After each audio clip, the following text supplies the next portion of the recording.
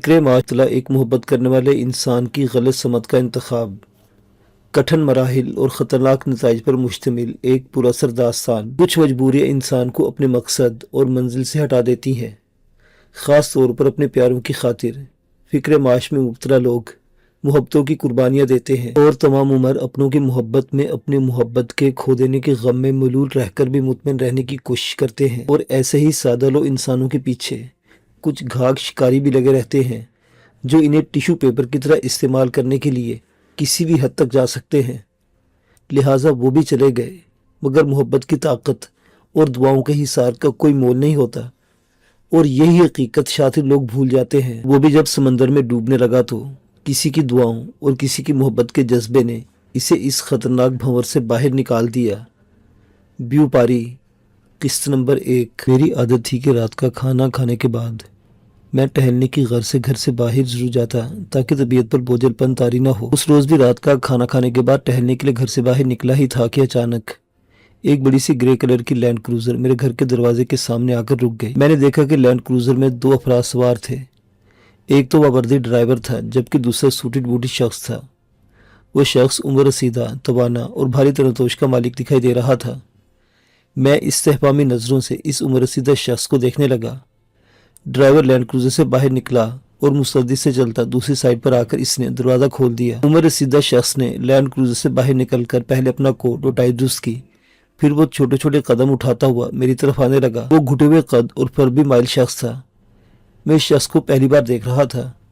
मेरे करीब आते इस शख्स ने अपने भारी आवाज़ लेकिन मुलायमत भरे लहजे में कहा, मुझे विजदान अहमद से मिलना है, क्या वो घर पर है? अपना नाम सुनकर मैं बेख्तियार ठिठक गया। इसके पूछने का अंदाज ऐसा ही था जैसे मुझसे पहले से जानता हो।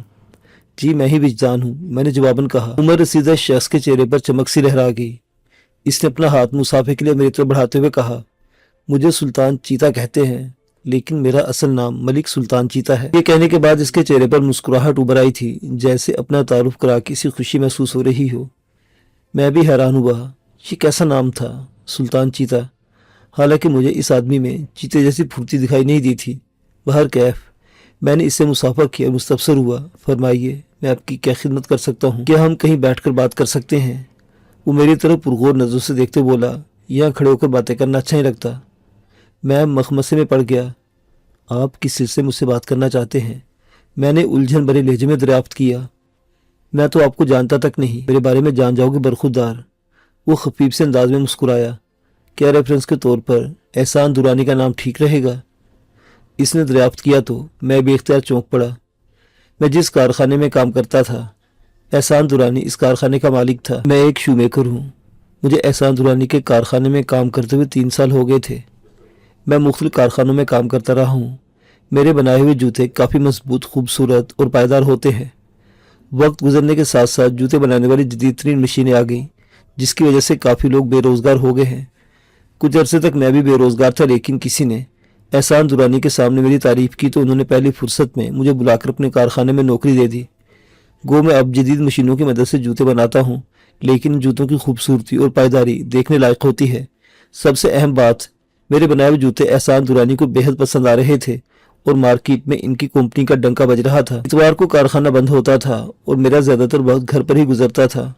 मेरे दोस्त भी 3-4 ही थे जिनसे कभी कभार मिलना होता था, लेकिन उमैर मेरा सबसे करीबी दोस्त था। जी वो मेरे बास हैं, मैंने जवाबन कहा। इसने हुंकारी भरी। मैं खड़े खड़े थक गया हूँ।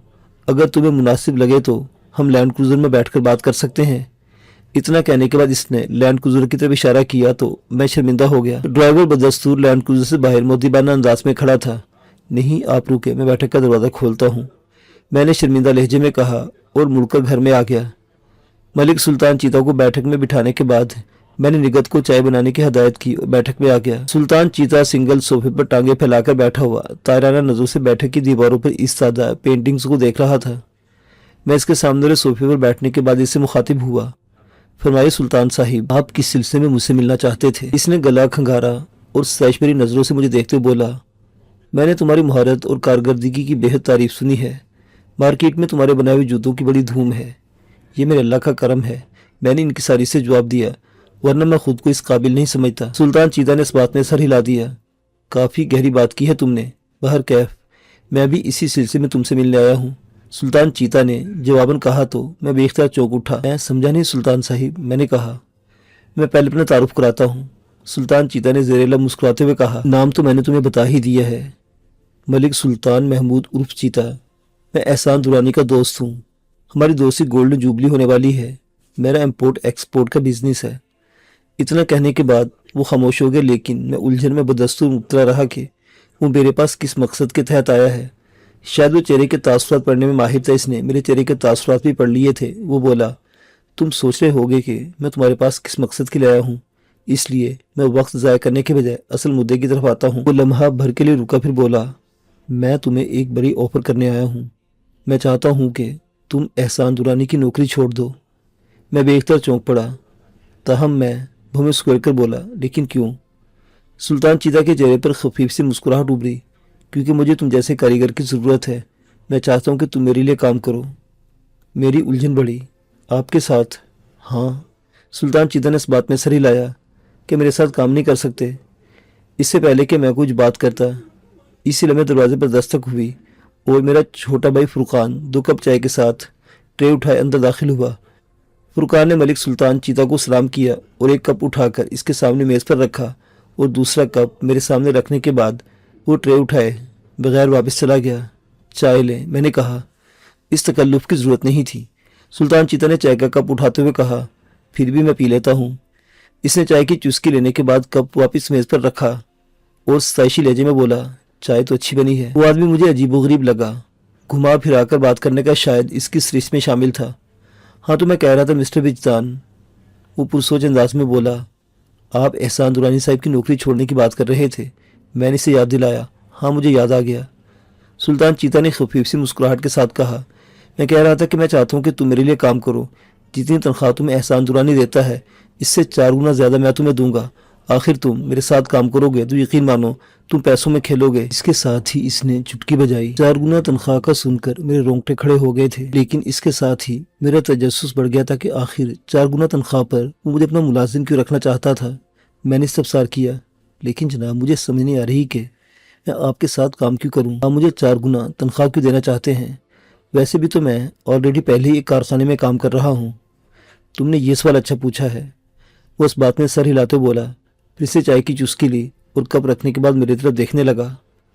اس لیے کہ تمہارے ہاتھ سونے کے ہیں، تمہاری وہ قدر و قیمت نہیں جو ہونی چاہیے۔ ویسے میں نے تمہارے بارے میں معلومات حاصل کر لی ہیں، تم میٹرک پاس ہو، تمہارے والدین فوت ہو چکے ہیں، تمہاری 2 بہنیں اور ایک بھائی ہے۔ والد کی وفات کے بعد گھر کا سارا بوجھ تمہارے ناتوا کندھوں پر آ گیا تھا، جس کی وجہ سے تم نے پڑھائی چھوڑ دی اور شو میکنگ سیکھ لی۔ بہن بھائیوں میں تمہارا دوسرا نمبر ہے، تمہاری بہنوں کا ابھی تک شادی نہیں ہوئی اور تم لوگوں کا گزارا وہ مشکل ہو رہا ہے۔ کیا میں ٹھیک کہہ رہا ہوں؟ سلطان چیتا بولنے پر آیا تو بولتا ہی چلا گیا اور میں حیرت کے سمندر میں غرقاب آنکھیں پھاڑے اسے دیکھتا رہ گیا۔ میرے ذہن میں دھماکے ہونے لگے۔ اس نے میرے بارے میں جو معلومات میرے گوش گزار کی تھیں وہ 100% درست تھیں۔ کیا مطلب؟ آپ یہ سب؟ میں حیرت سے ہکلایا۔ اس نے خفیف سی مسکراہٹ کے ساتھ میری بات کاٹ دی۔ میں نے کیسے معلوم کیا؟ کس سے معلوم کیا؟ یہ سب رہنے دو، بس میں چاہتا ہوں کہ تم میرے ساتھ کام کرو، نہ صرف تمہارا مستقبل بن جائے گا بلکہ تمہاری فیملی بھی آسودہ حال ہو جائے گی۔ تمہارے پاس اتنا پیسہ ہوگا کہ تم تصور بھی نہیں کر سکتے۔ اس نے ایک بار پھر مجھے سبز باغ دکھانے کی بھرپور کوشش کی۔ میں اس شخص کی باتیں سن رہا تھا۔ پیسہ کس کی ضرورت نہیں ہے، ہر کوئی چاہتا ہے کہ اس کے پاس پیسے ہو اور وہ آسودہ حال زندگی گزارے، زندگی کی ہر خوشی اس کے پاس ہو۔ آسودہ حال زندگی گزارنا ہر نوجوان کا خواب ہوتا ہے، لیکن یہ ضروری نہیں کہ ہر نوجوان کا خواب شرمندہ تعبیر ہو۔ میرے بھی خواب تھے، میں بھی آسودہ حال زندگی گزارنے کا خواہش مند تھا۔ میں بھی چاہتا تھا کہ میرے پاس دنیا کی ہر آسائش ہو، میری بہنوں کی اچھے گھرانوں میں شادیاں ہوں، لیکن اتنی قلیل تنخواہ میں یہ سب ممکن نہیں ہو رہا تھا۔ بڑی بہن فرحت بڑھاپے کی دہلیز پر قدم رکھ چکی تھی، اس کے سر میں چاندی اتر رہی تھی۔ دوسری بھی جوانی کی دہلیز پر قدم رکھ چکی تھی۔ یقیناً اس کے بھی خواب ہوں گے، لیکن وہ اپنے خواب کے بارے میں کسی سے ذکر نہیں کرتی تھی۔ کیا احسان صاحب کو معلوم ہے کہ آپ میرے پاس آئے ہیں؟ میں نے ہونٹ چباتے ہوئے پوچھا۔ نہیں، اس نے نفی میں سر ہلایا۔ اسے نہیں معلوم اور نہ ہی تم اسے میری آمد کے بارے میں بتانا، ورنہ وہ برا مان جائے گا اور ممکن ہے ہماری دوستی میں بھی فرق آ جائے۔ جب دلوں میں میل آ جاتا ہے تو دوریاں بڑھ جاتی ہیں۔ ہماری ملاقات خفیہ ہی رہنا چاہیے۔ وہ بڑی فلسفیانہ باتیں کر رہا تھا۔ آپ نے کہا کہ میں آپ کے ساتھ کام کروں، لیکن آپ نے جیسا کہ بتایا کہ آپ کا امپورٹ ایکسپورٹ کا بزنس ہے، پھر کیا آپ جوتے بنانے کا نیا کارخانہ کھول رہے ہیں؟ ایسا ہی سمجھ لو، اس نے سر ہلاتے ہوئے کہا۔ لیکن مجھے سوچنے کا کچھ وقت چاہیے، میں نے کہا۔ کتنا وقت؟ وہ مستفسر ہوا۔ 2-3 روز۔ ٹھیک ہے۔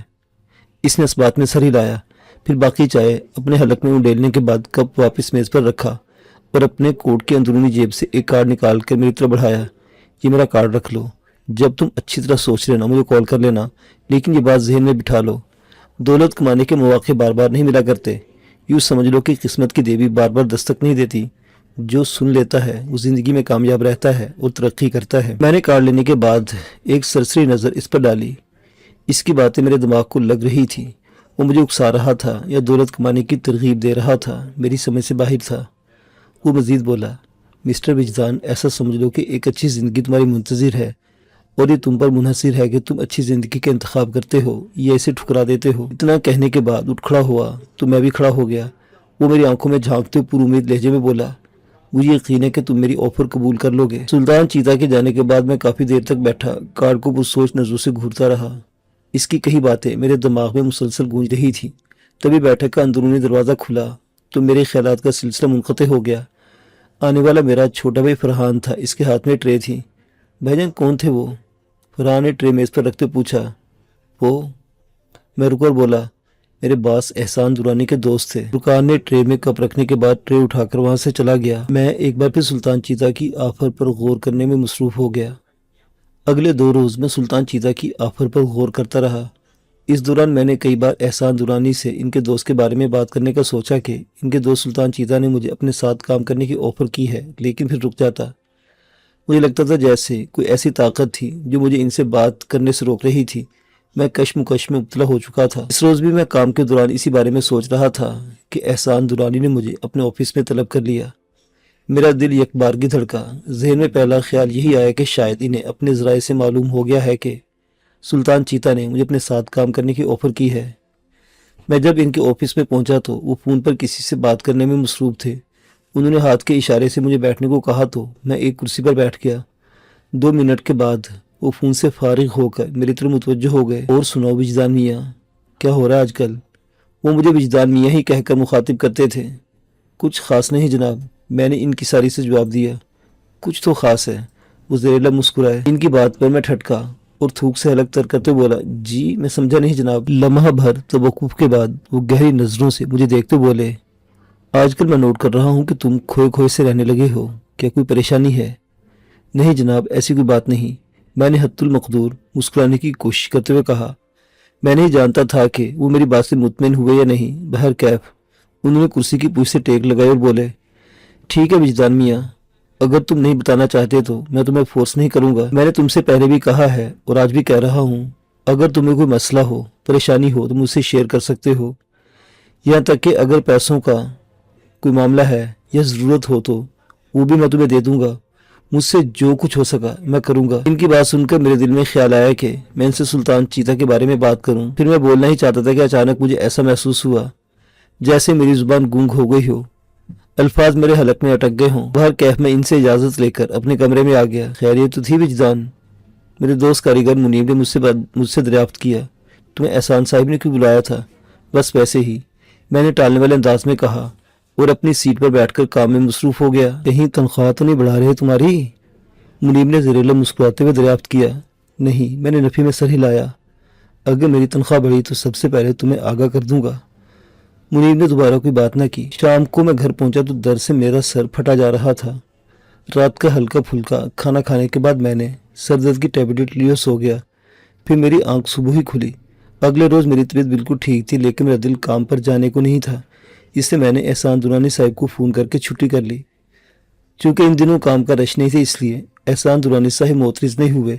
البتہ اگر کام کا رش ہوتا تو وہ اوور ٹائم بھی لگواتے تھے۔ ناشتے سے فراغت کے بعد میں گھر سے نکل کر اپنے دوست عمیر کی طرف بڑھ گیا۔ عمیر کا جنرل سٹور تھا، اس کا جنرل سٹور میرے محلے میں ہی تھا۔ میں دراصل اس سے سلطان چیتا کی دی گئی آفر کے حوالے سے ڈسکس کرنا چاہتا تھا، جس نے کئی دنوں سے مجھے الجھا کر رکھا ہوا تھا۔ میں سٹور پر پہنچا تو وہاں ایک گاہک موجود تھا۔ مجھے دیکھتے عمیر کے چہرے پر مسکراہٹ ابھر آئی۔ میں سلام کر کے بینچ پر بیٹھ گیا تو اس نے دریافت کیا، آج کارخانے نہیں گئے؟ نہیں، خیریت؟ بس دل نہیں چاہ رہا تھا۔ میں نے بینچ پر پڑا اخبار اٹھایا اور سرسری انداز میں اس پر نظریں دوڑانے لگا۔ دراصل میں گاہک کے وہاں سے جانے کا انتظار کر رہا تھا۔ 5-6 منٹ کے بعد گاہک وہاں سے چلا گیا تو عمیر اٹھ کر میرے سامنے رکھی کرسی پر آ کر بیٹھ گیا۔ اور سناؤ، کیا چل رہا ہے آج کل؟ میں نے اخبار سائڈ پر رکھا اور عمیر کی طرف دیکھنے لگا۔ یار، میں تم سے ایک مشورہ کرنے آیا ہوں۔ ہاں بولو، عمیر نے میری سنجیدگی محسوس کرتے ہوئے کہا۔ کچھ لمحے خاموش رہنے کے بعد میں نے سلطان چیتا کی گھر آنے اور آفر کرنے کے حوالے سے بتا دیا۔ وہ غور سے میری بات سنتا رہا۔ تم نے بتایا کہ اس کا امپورٹ ایکسپورٹ کا بزنس ہے، عمیر پرسوچ لہجے میں بولا، اور وہ جوتے بنانے کا کارخانہ کھول رہا ہے، ایسا ہی ہے نا؟ ہاں، میں نے اس بات پہ سر ہلایا۔ تم اس بارے میں کیا کہتے ہو؟ عمیر نے پرسوچ لہجے میں مجھ سے استفسار کیا۔ یعنی تمہارا دل کیا کہتا ہے؟ میں گونگو کی کیفیت میں ہوں۔ میں نے صاف گوئی سے نام لیا۔ دل کہتا ہے کہ سلطان چیتا کی آفر قبول کر لوں، لیکن دماغ کہتا ہے کہ نہیں۔ دیکھو دوست، اگر تم دل سے رضامند نہیں ہو تو اسے صاف انکار کر دو۔ خامخواہ خود کو پریشان کر رہے ہو۔